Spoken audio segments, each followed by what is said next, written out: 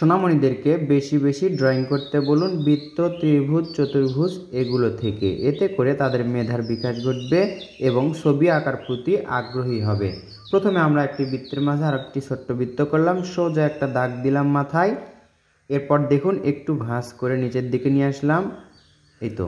আবার দেখুন 1 2 3 তিনটি ত্রিভুজ আঁকলাম। এর মাথা আমরা সমান করে দিলাম, এখান থেকে 1 2টা। দেখুন একটি ডায়মন্ডের আংটি, এরকম দাগ দিব। এবার বৃত্তের মাঝে আরও একটি বৃত্ত আঁকবো। 3টা ড্রয়িংয়ে আমরা একই রকমের করব, চেষ্টা করব সুন্দর করে গোল করার। এই তো দেখুন মাঝে আমরা একটি গোল করলাম এবং এভাবে করে ক্রস করে দিচ্ছি আমরা।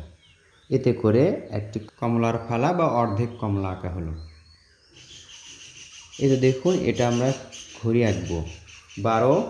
এরপর এখানে দেখুন 3, এখানে 6, এখানে কত 9।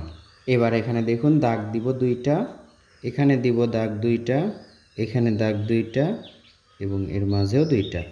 মাঝে দেখুন একটি ছোট্ট করে বৃত্ত আঁকলাম।